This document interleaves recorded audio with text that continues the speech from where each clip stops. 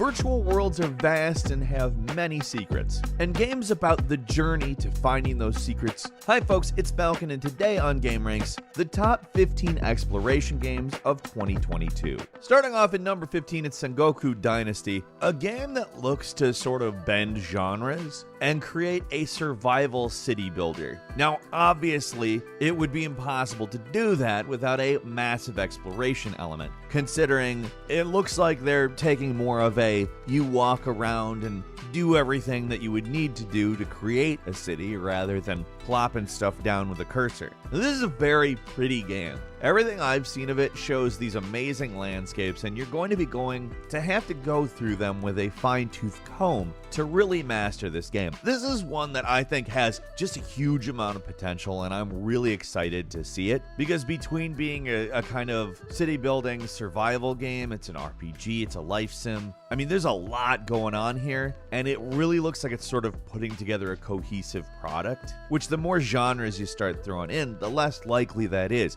I can't wait to play this. It's coming out sometime this year, currently slated for Steam, hopefully on other platforms as well this year.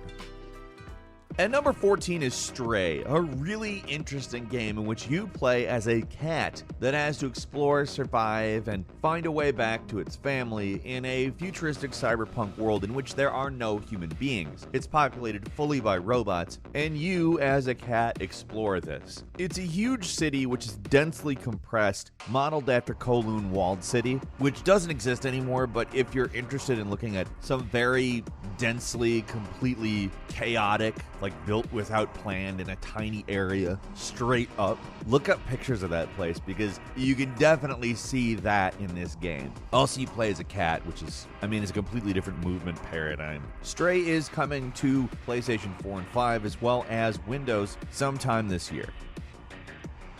At number 13 is Avatar: Frontiers of Pandora. It is a pretty looking game. It's definitely got a great world to explore. The real question is it just going to be a Ubisoft game where you're finding towers and destroying bases of your enemies? Hopefully it's more, because honestly, it is a very cool setting. Like, the potential for an exploration-based open world game based entirely off of this setting is pretty high. I've definitely got my fingers crossed for that, but I don't have a set of expectations for this really at all. Would be nice if it turned out to be good. Avatar: Frontiers of Pandora is coming to Xbox Series, PlayStation 5, PC, and streaming sometime this year.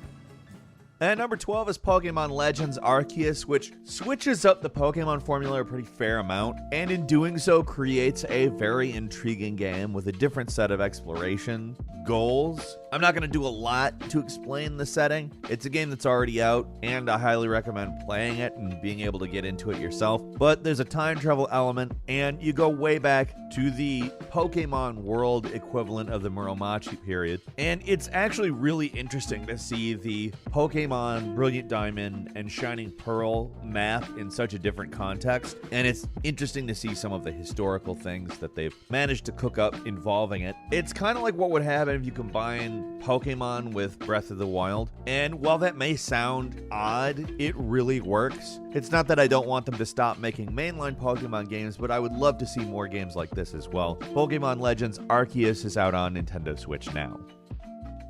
And number 11 is Hogwarts Legacy, which is an action RPG, but fact of the matter is a lot of people are going to be interested in playing this game just to sort of look around Hogwarts. They've essentially created a full Hogwarts to run around in, and for a lot of people that is probably one of the best locations you could set a game in for exploration purposes. Hogwarts Legacy is coming to the PlayStations, the Xboxes, Windows, and Switch late in the year.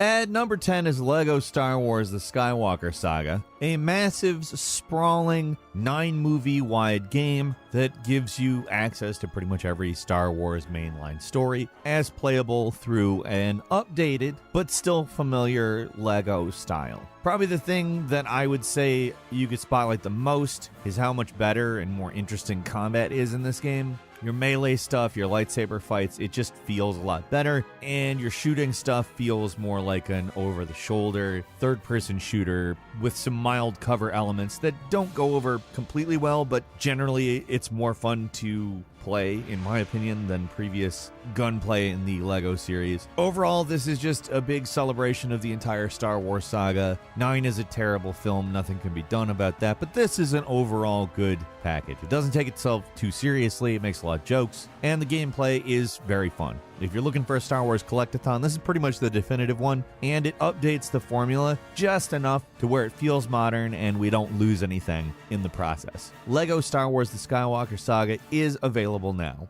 And number 9 is Hollow Knight Silksong, a game that was announced in 2019, but we really haven't seen much about it. It was originally planned as a DLC that would be added into the original Hollow Knight's narrative and world, but Silksong looks to be its own standalone product. In terms of exploration, Metroidvania games are a great genre for that, but Hollow Knight really did a great job establishing a rich world. There are some minor modifications here. You're playing as a character called Hornet, who instead of using souls uses silk, which obviously sounds different but may also be the same thing. We'll see. I would guess that silk is probably generated in a slightly different way and has different narrative implications, but we'll see. It's more Hollow Knight. That's just something that fans of this genre are likely rather excited for. The game was rumored to come out back in February, but obviously we don't have the game yet. All official sources still point to 2022 though, and we'll be seeing it on PC and Switch.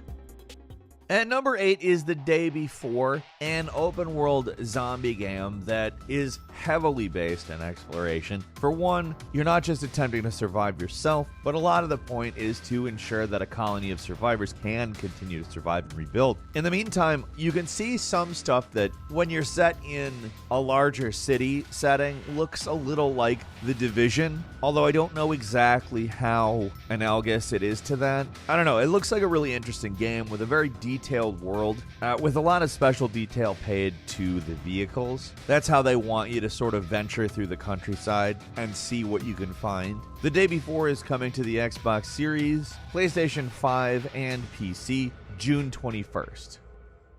At number 7 is A Plague Tale Requiem, a continuation of the first game. Requiem takes place far south of the original, where Amica and Hugo have started a new life, attempting to control Hugo's curse, but his powers reawaken and the whole rat thing happens again. There's going to be a little more focus on combat this time around.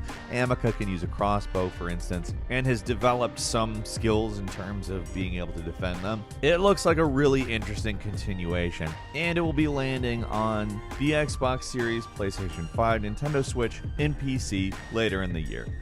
Number 6, we've gotten a little bit more information about, but not a lot. This is the first open world Sonnet game, and Sega is being very, very tight-lipped as to what's going on exactly with it. They have informed that there will be a lot of new options for Sonic's movement, which is to be expected because they have moved again to open world. It's possibly a very good new direction too, as they learned their lesson on delaying games though. Instead of trying to rush this thing out in time for Sonic's 30th anniversary like they did with the 15th anniversary in Sonic 2006, which was a disaster, they've delayed it, they've sat on it, they've worked on it, and I think that's going to be overall much better for the game. We don't have a release date exactly, but it should be landing on all major platforms later in the year.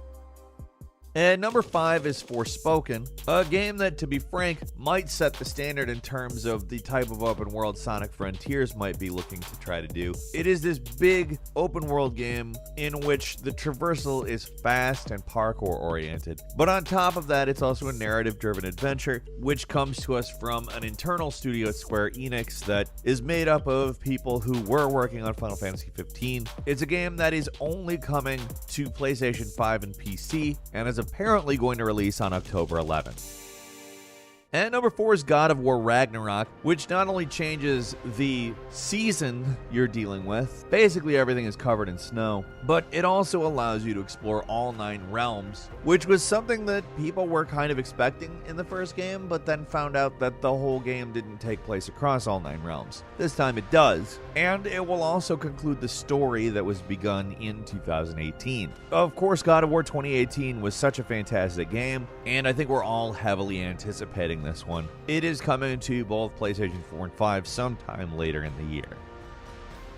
And number 3, Horizon Forbidden West, a game that's already out and proven itself to be quite an interesting title. It, of course, continued the story of Horizon Zero Dawn. The game basically improved on every element of the original and incorporated a lot of things that made it feel not necessarily the same in terms of tone, but in terms of progression, like Witcher 3, which is always a good place to start. They've also patched it recently, which improved the loot mechanics, and to be frank, pretty much everything was already enjoyable anyways. Seems to only be getting better, and a great open world is detailed, beautiful, and continues the story very well. Horizon Forbidden West is out on PlayStation 4 and 5 now.